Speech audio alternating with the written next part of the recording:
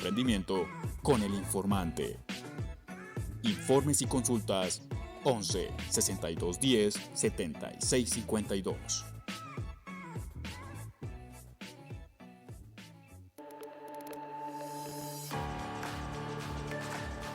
Señor comerciante, por la pandemia coronavirus, los medios radiales locales están pasando por una crisis sin precedente. Apoye a la radio de su zona, dejando sus avisos publicitarios al aire. Un medio de comunicación sin publicidad cierra, dejando muchas familias sin trabajo y voces libres que se acallan. Este momento pasará sin dudas y todos tenemos que estar ahí, juntos y adelante. Apoyemos la radio. Solo entre todos podremos lograrlo.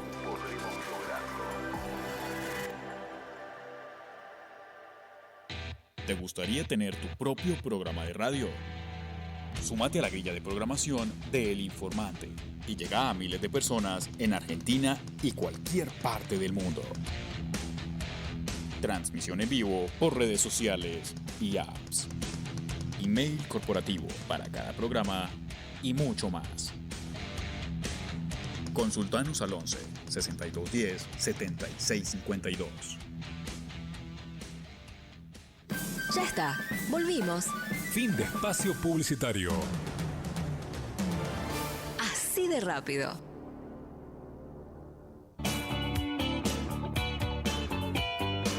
Desafiando al grito,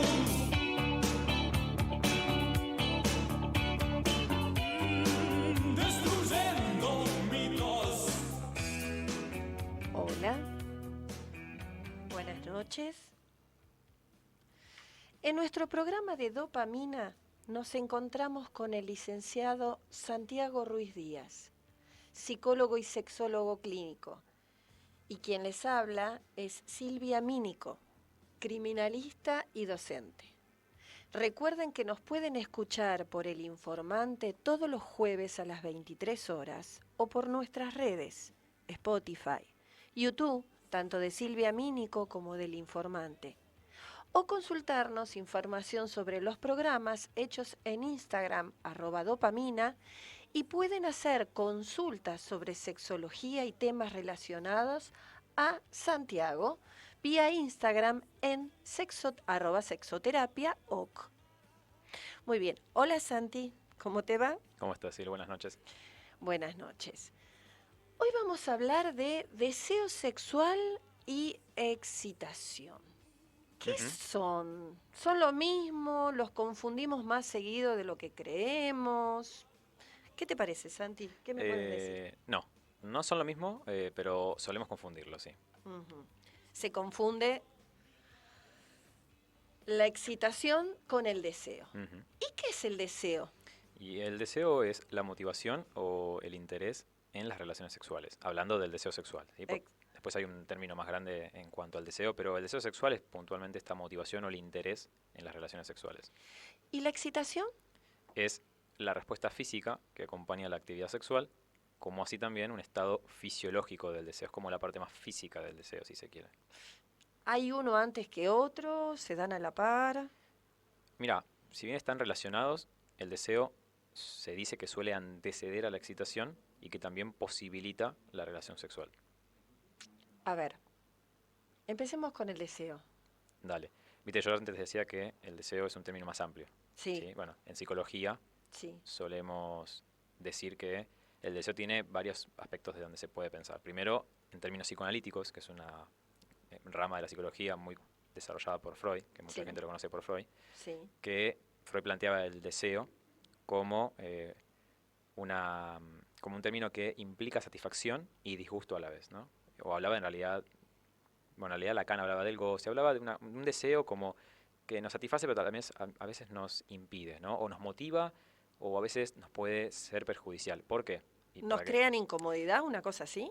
Sí, para que se entienda. Freud hablaba de que el deseo era como, te voy a dar un ejemplo para que la gente que nos está escuchando lo pueda imaginar bien.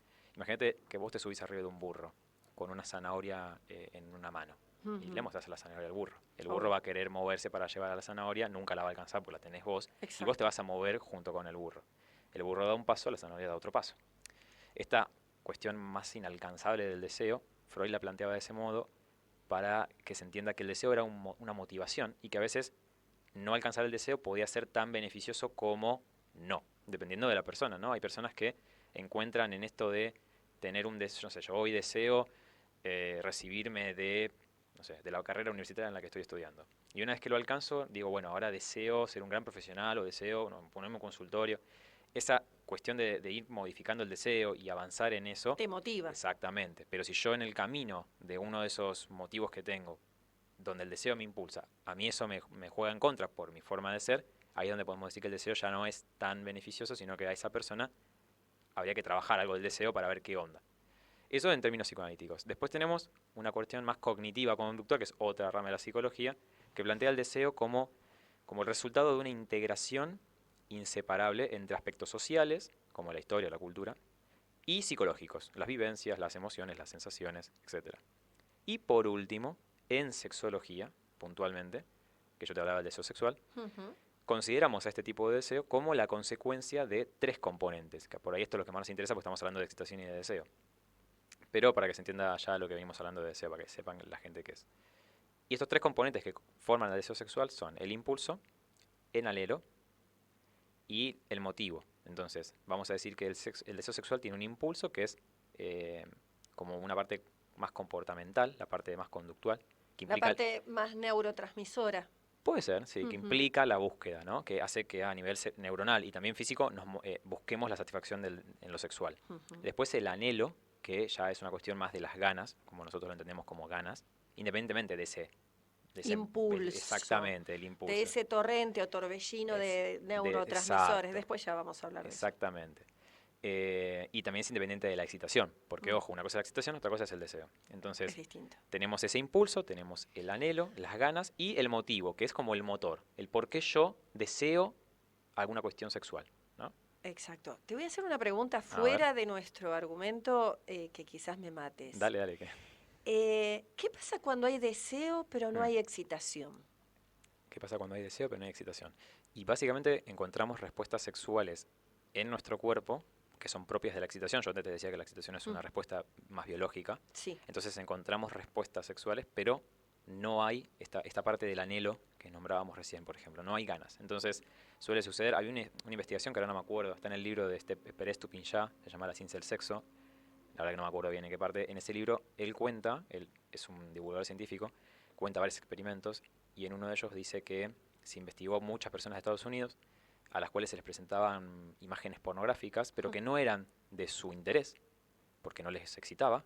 No lo deseaban, pero se excitaban. Entonces, exacto, porque al ser una cuestión que el cerebro registraba como por ahí podríamos llamarlo de interés sexual o lo que sea, los genitales de esas personas reaccionaban. Por ejemplo, los hombres tenían alguna elevación muy diminuta del pene que se podía registrar con cuestiones más científicas y aparatos. Sí. Claro. Entonces sí, el cuerpo... Con un mapeo cerebral eso se sabe. Exactamente. Entonces el cuerpo respondía, pero no la mente. Entonces ahí vos le preguntabas a la persona y te excitó o esto que viste te gustó y la persona te va a decir que no, pero el pene le había respondido. Entonces ahí tenemos un buen ejemplo de que el deseo y la excitación, si bien pueden tener un correlato, no son lo mismo. Exacto. O sea, uno puede desear a una persona, pero quizás no siempre tenga la excitación. También, sí, sin duda. Es más, de hecho, uno puede estar... No se puede desear a alguien realmente porque tiene ese anhelo para con esa persona, pero en ese momento de circunstancia de la vida no tiene ganas de pasar por una cuestión más sexual. Entonces yo te deseo en términos de anhelo, me gusta estar con vos, todo lo que quieras, pero no tengo ganas de tener algo sexual. Y entonces la excitación, la parte más física no responde, pero sí a nivel neuronal yo digo, uy, sí, no sé, hoy no tengo ganas, pero mañana la verdad que me encantaría. Sí, sin duda. Estamos hablando entonces... de anhelo. Y bueno, no, de esto era lo que yo te decía, que el deseo sexual tiene 3 partes, impulso, anhelo y motivo. Entonces, en resumen, el deseo sexual está relacionado con nuestros gustos, como recién decían, con las características físicas o de la personalidad de la persona, situaciones, lugares, caricias, movimientos, hasta los olores, por ejemplo, ¿no? que nos parecen sensuales, obviamente, independientemente de nuestra orientación sexual. ¿Qué quiere decir eso? Que no importa cómo te relaciones vos sexualmente con el mundo y con las personas que te rodean, que el deseo pasa más por una cuestión de lo que a vos te gusta, independientemente con quién. Entonces, decimos que es un plano subjetivo y personal, el cual adquiere tantas formas como personas deseantes. Es decir, cada persona en el mundo particular va a desear de una manera. Y yo siempre digo entonces que en lo sexual, coincidir con alguien es todo un tema. Es todo un tema. Y eso lo podemos hablar en otro momento, pero es todo un tema, porque justamente no es desear lo mismo que la otra persona desea, o por lo menos parecido. Lo que pasa que a veces uno tiene consultas. Bueno, yo no soy sexóloga, pero a veces vienen y me consultan por el programa, vienen y me consultan. Entonces, bueno, yo lo que puedo hacer es trasladártelo a vos, obviamente, basado en preguntas. Entonces hablamos del deseo y de la excitación. Mira, la excitación, como te dije antes, es un término mucho más biológico, ¿sí? Y está relacionada a la respuesta física de nuestro cuerpo ante aquellas cosas que nos producen deseo y placer. Entonces, es una respuesta de nuestro cuerpo a eso que nos produce placer y deseo. Entonces, por eso nosotros decíamos que el deseo antecede la excitación. Exacto. Primero vamos a desear y después vamos a excitarnos con aquellas cosas que deseamos. ¿Bien? El asunto es que acá nosotros hablamos de los neurotransmisores, ¿sí? Y hablamos de las respuestas físicas, hablamos inclusive de cómo se enciende el cerebro ante ciertos estímulos. Ahí es cuando hay algo que se llama, en la respuesta sexual, se llama cascada de neurotransmisores. Y ahí es donde forma parte, ¿sí?, la famosa dopamina, que es así como se llama nuestro programa. Y, por ejemplo, dentro de la cascada de neurotransmisores, en este esquema que yo acá voy a leer, así muy brevemente, habla, bueno, también de la testosterona, porque se está refiriendo más a la parte masculina. Bien. Pero implica la oxitocina, implica la dopamina, que ya vamos a hablar bien lo que es, y después, ahí donde entra en juego el deseo y la excitación. El asunto es que si no hay dopamina, ¿sí?, si bajan algunos neurotransmisores, si están bajos o muy elevados, no existe la excitación, o puede existir la excitación, pero por ejemplo no la erección en el hombre o mismo la estimulación en la mujer. Sí, está bueno para que los oyentes entiendan que las reacciones físicas que nosotros tenemos a nivel corporal tienen un correlato con no con lo mental, sino con lo que vos llamás neuroquímico, ¿sí? O sea, es como algo así como el pene se erecta y se levanta, vamos a decirlo de esa forma para que se entienda, porque el cerebro le da una orden, y esa orden se la da gracias a todos estos neurotransmisores que vos decís. Exacto, y es más, después si querés podés, sí. porque si hay una vasoconstricción, ¿sí?, por ejemplo, después del deseo viene la excitación y hay una vasoconstricción, o sea, inclusive está bajo presión, ¿sí?, la endorfina, la neuroperifina provoca flacidez. Exacto. Entonces no hay erección. Esto me pasa porque yo soy ciega, por eso me pasa. Norepinefrina, así. Ahí va. Perdón. En cambio, si hay relajación del músculo liso, va a haber vascular, tubercular, va a haber una vasocongestión, o sea, va a circular la sangre, y va a haber erección, lubricación en el caso de los hombres, testosterona, en el caso estrógeno, ¿sí? Y de esa manera, ¿sí?, se va a llegar a la eyaculación.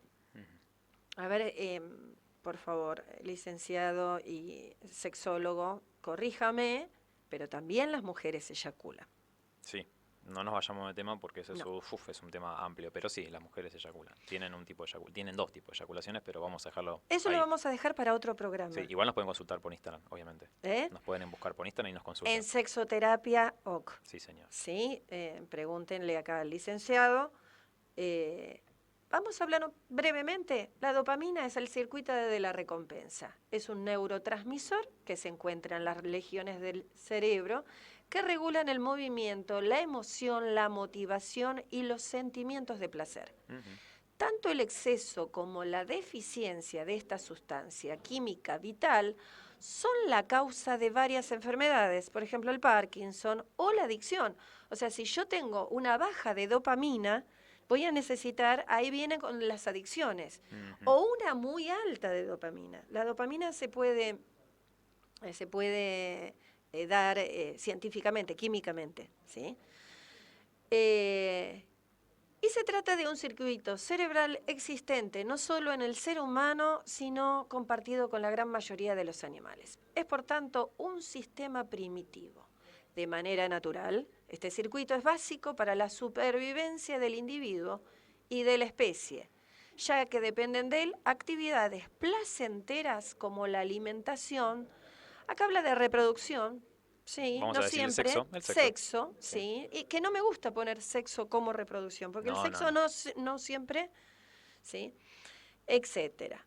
La activación del circuito de recompensa facilita el aprendizaje y el mantenimiento de las conductas de acercamiento consumatorias, en principio, importantes y útiles para la adaptación y la supervivencia. Sí, es una definición muy biológica, pero está bien, sí. La dopamina es parte, como te dije antes, de uno de los soldaditos que tiene el cerebro para que nosotros nos veamos impulsados a acceder a ciertas cosas que son biológicamente necesarias, alimentarse, reproducirse, pero como somos... Comer da placer. Por supuesto. Pero por eso mismo, como somos humanos, no nos alimentamos para sobrevivir ni nos reproducimos para sobrevivir. Comemos porque nos da placer y tenemos sexo porque nos da placer. Y esa gran diferencia es la que nos diferencia de todo el resto del reino animal. Por eso te digo, la definición que lees está bien, es acertada, me parece un poco biológica, pero no está mal. Y creo que lo importante de ahí que vos decías es entender que el cerebro es, como siempre decimos en sexología, el órgano sexual por excelencia. Entonces cuando nos dicen, ay, porque el pene es grande, es importante, no, lo que importa es el cerebro, que es el que le va a dar a todas las órdenes o no al resto del cuerpo. Y eso está muy metido dentro de la sociedad. Sí, sin duda. Está sumamente enquistado, porque eso está enquistado en la sociedad. Cuanto más grande es el pene, supuestamente más placer le da a la mujer. Error. Mitos que hay que Es desterrar. un mito. Bien, entonces, hablamos de las respuestas físicas. ¿Son iguales en varones que en mujeres? Claramente no. Claramente no. Y como vos hablabas de la eyaculación, acá yo tengo algo escrito, que lo vamos a ir leyendo de a poquito para que se entienda, que no. A ver, no, en principio no es lo mismo. Es importante distinguir en qué momento sucede la excitación, porque, por ejemplo, puede ser más sencillo en personas con pene, porque se puede ver fácilmente si su deseo sexual va acompañado de una excitación genital o no, básicamente porque si se erecta en el pene te das cuenta. Mientras que en las personas con vulva o en las mujeres, a veces es más complejo de identificar, ya que la respuesta física anudada, que está junto a la excitación en ellas, está relacionada con la lubricación, la sensibilidad o el flujo sanguíneo en los genitales, es decir, que la vulva se ponga un poquito más gorda o no, los labios se abran un poco. Inflama un Exacto, poco más. sí. Pero dije gordo para que se entienda, pero sí, que se inflamen, que crezcan, que por ahí es menos perceptible si no estás acostumbrado a verlo o no le prestas atención. Y entonces, como decimos, no es tan evidente como la erección, ni son lo suficientemente explícitos por quienes deben educar al respecto. Entonces, también esto importa, porque cuando uno habla de educación sexual integral, se habla mucho de la erección del pene, que cuando hay que poner el preservativo y qué sé yo, pero a las chicas no se les enseña que una vulva se puede, como decís vos, ¿no? Vasocongestionar, crecer, irrigarse de sangre, los labios se pueden poner más rojizos. Más rojizos, exacto. Y la mujer, viste, lo da como por entendido porque es una parte de su cuerpo que está todo el tiempo viendo, pero el hombre no, entonces no lo sabe, y creo que es importante también, muy importante, hacer hincapié en la lubricación, por ejemplo, que es otro de los síntomas, entre comillas, de la excitación femenina, que es súper importante a la hora de tener un buen sexo, porque sin lubricación duele, lastima. No siempre va relacionado, volvemos al tema de la relación, no siempre está relacionado el deseo, porque uno como mujer uno puede tener deseo sexual, pero no tener lubricación, o sea, no haber una excitación. Exacto. Muy bien, y acá terminamos el primer bloque.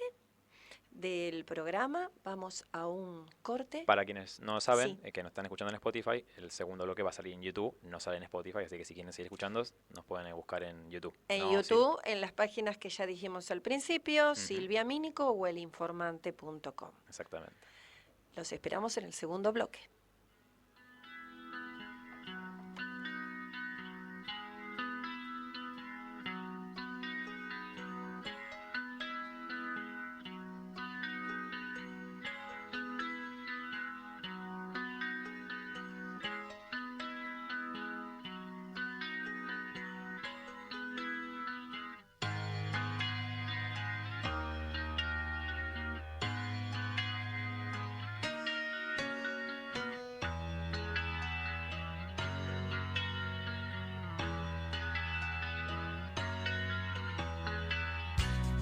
Niggas in the corner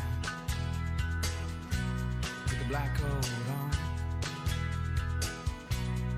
running from a bad home with some cat inside. Where did you find her? Mom, neon lights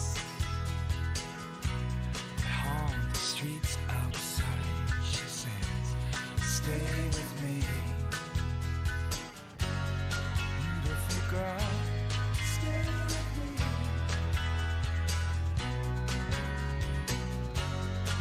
Beautiful girl, stay with me.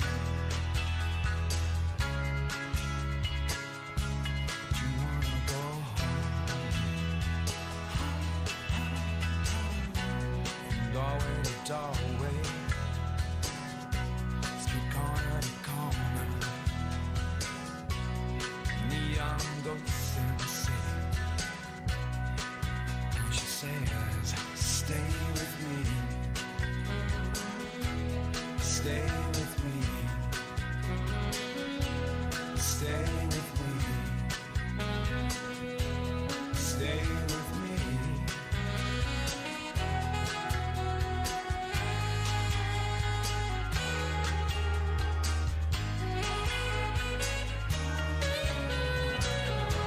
Stay with me. Stay with me. She's so scared, so very frightened. Anything can happen right here tonight. Beautiful girl, stay with me.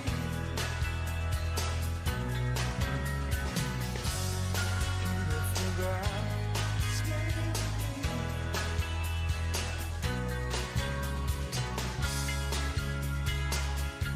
You wanna go home? Stay with me. Stay with me. Stay with me. Stay with me. Beautiful girl.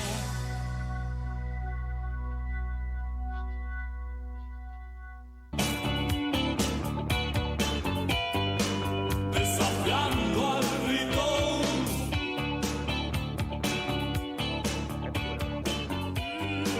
destruyendo mitos.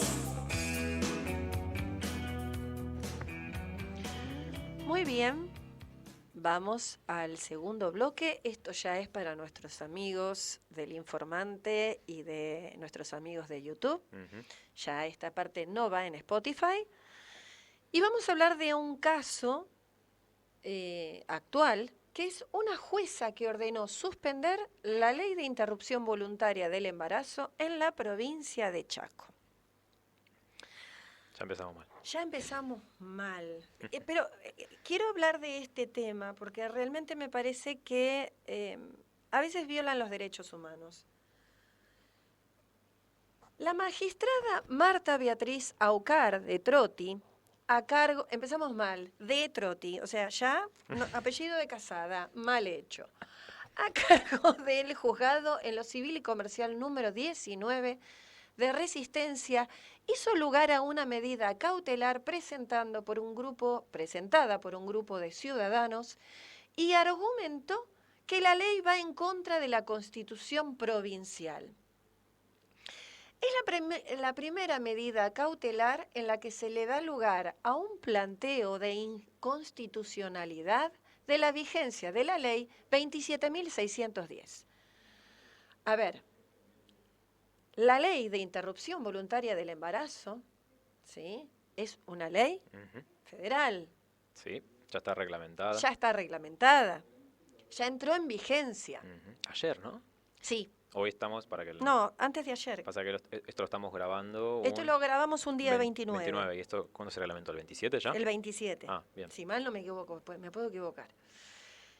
El asunto es, estas medidas cautelares, a veces lo que ponen son piedras en el camino. ¿Por qué? Porque después vienen a nivel judicial, cuando uno presenta una medida cautelar, es como que queda todo parado en stand-by. El problema es que sí ponen... Sí, decime. No, que está hecho a propósito. Digo, las hecho cautelares son para pausar un poco, para dilatar. Para dilatar. Sí. Lo que pasa en que en la provincia de Córdoba, hace unos años atrás,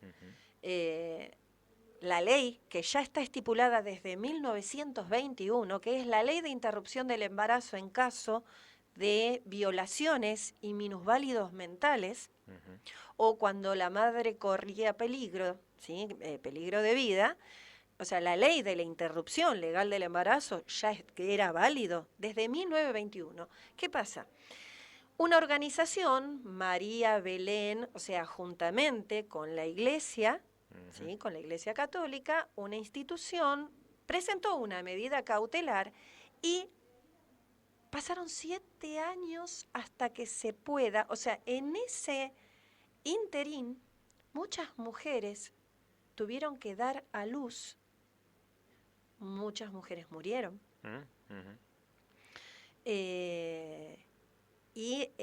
Se revictimizó otra vez a la víctima.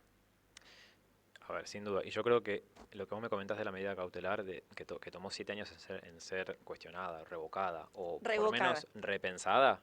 Hoy día no va a suceder eso, no va a pasar. No, o sea, si hay alguien que está... no sé, poniéndose así las manitos como diciendo, ay, qué bien, no va a pasar eso. No va a pasar, pero creo que nos sirve a nosotros para tener un ejemplo de lo que puede ser una justicia dentro de la justicia, ¿no? Digo, esto para la gente que quería poner trabas en la rueda a la ley del aborto, legal en ese momento hasta el año pasado, era como una justicia dentro de otra justicia. O sea, pongo una cautelar y dura 7 años. Es como directamente, no sanciones una ley porque durante 7 años no va a valer nada. O sea, creo que hay que cuestionarse el peso que tienen algunos jueces y algunas personas dentro de la justicia argentina, porque me parece que no solamente atenta contra los derechos humanos, también contra las libertades. Eso es lo que iba a decir, atenta contra los derechos humanos. Y a mí me van a decir, ay, no, pero...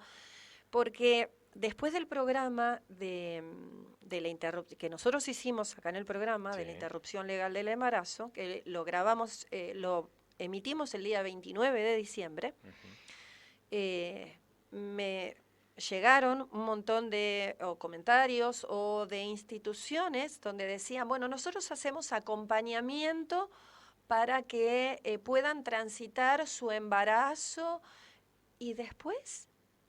Exacto. No, pero además más allá de... A ver, porque a mí se hace mucho foco en el tema del embarazo porque se habla del embarazo, pero un hijo que no es... Hablamos del deseo recién, ¿no? Digo, hablamos del deseo. Un hijo que no es deseado, en términos de ese deseo que hablábamos antes, es un hijo que lamentablemente, y voy a ser muy crudo con lo que voy a decir, pero lo voy a decir, está condenado, porque la palabra es condenado, hijo o hija, a una vida de un montón de suplicios, ¿no? Porque esa madre, voy a hablar de madre porque la persona es gestante, pero podría ser también el padre, esa madre no desea ese hijo, y se va a ver forzada a desearlo porque evidentemente tuvo que ser madre sin desearlo.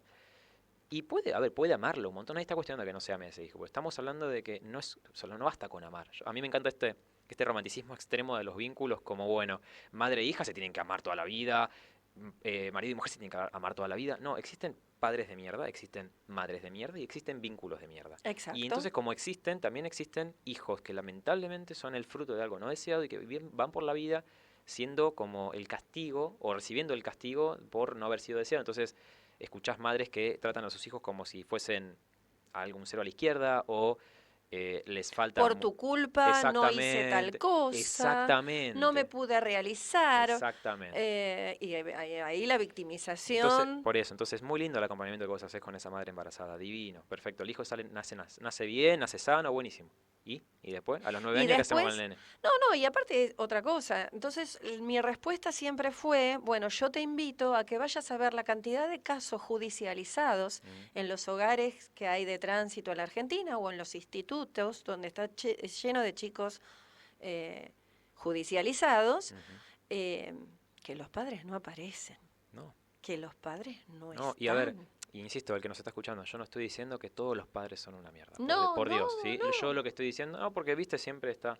A lo que yo digo es que. Sí, también me han dicho, entonces vos no querés a tus hijos. Digo, yo lo que quiero es, y que quede muy claro, una sociedad con paternidades y maternidades responsables. Sí, viste que se dice mucho el tema de paternidad o maternidad deseada. Cuando nosotros decimos eso, los millennials, la gente que tiene como 20 y algo de años como yo, cuando decimos eso, lo que queremos es que haya en la calle padres junto a sus nenes caminando porque quieren hacerlo, ¿sí? Porque quieren estar ahí, porque realmente decidieron ser padres, porque tienen la economía para hacerlo, la madurez para hacerlo, porque, ojo, que la madurez no viene con los años, ¿eh? No es que porque tenés 30 años ya está. Ya sos re maduro, tenés 30 años. Existen boludones de 30 años. No, existen boludos de 50. Por eso, y boludas también. Por eso, y los hijos no tienen por qué pagar esas boludeces, ¿sí? Entonces, todos aprendemos los errores de nuestros padres, nadie es perfecto, y yo aprenderé los errores de mis papás, y mis hijos aprenderán de los míos.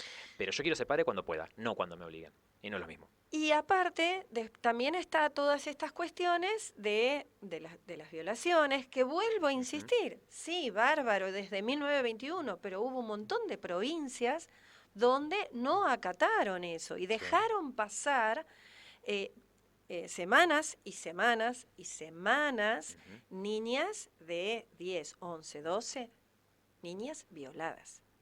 Sí. Entonces acá no estamos hablando de qué es lo bueno, qué es lo malo. Estamos hablando de qué es lo legal y qué no. Estamos hablando de qué es... Exacto, muy bien. ¿Qué es? Entonces, ya desde la provincia de Chaco, ¿sí? Están viendo... y acá una jueza hizo mención que el peligro en la demora se encuentra acreditado por la aplicación de la inmediata ley 27.610. Dios. Esa ley es la del aborto sancionada hace poco, ¿no? Sí. Esta jueza dice que va en contra de la protección al derecho de la vida de la concepción. Muy bien. A lo que la abogada tucumana Soledad Deza le contesta a esta jueza que este tipo de cautelares evidencian la trinchera antidemocrática que suspende el ejercicio de un derecho y la implementación de una política pública sanitaria sin hacer un control mínimo, serio de admisibilidad y procedencia de la acción. O sea, esta abogada, Soledad Deza, logró la liberación de una mujer, una joven que estuvo presa en esa provincia a causa de un aborto espontáneo. O sea, imagínense la violación de los derechos humanos. No sé si soy clara. Esta abogada, que es feminista, que está diciendo que es anticonstitucional, o sea, este recurso de amparo de esta jueza, lo que está diciendo es que en esa provincia han puesto presa a una mujer por tener un aborto espontáneo. Gente, cuando una mujer tiene un aborto espontáneo... No lo está deseando. No, tampoco está deseando el aborto.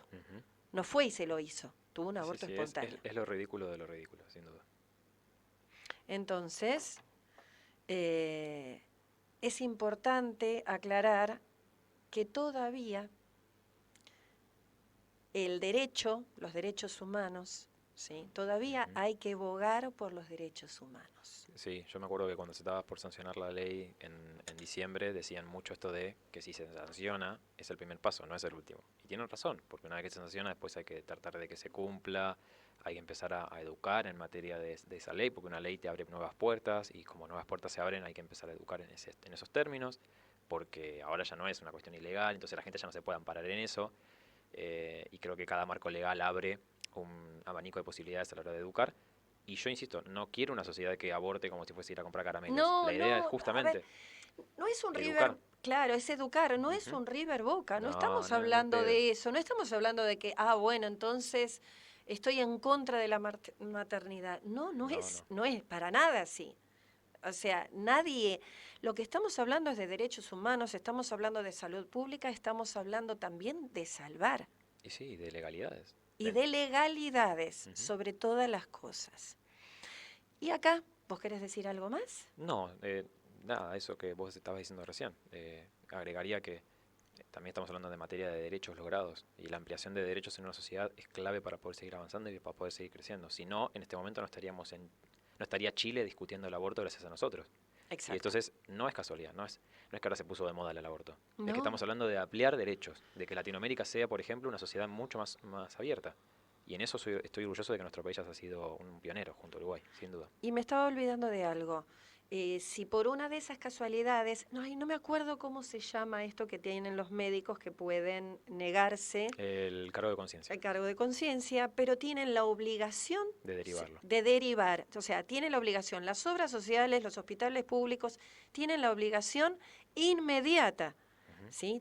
La obligación es inmediata, no pueden dejar pasar tiempo. Lo mismo para las instituciones. Si un hospital se quiere declarar que todo su personal está con un cargo de conciencia que se abstiene, tiene que derivarlo a esta institución. Esa persona no puede quedar sin una atención. La atención médica es parte de nuestros derechos humanos. Exactamente. Muchas gracias. A vos, Silvi.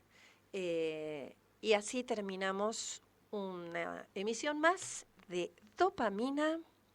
Gracias totales. Listo por hoy.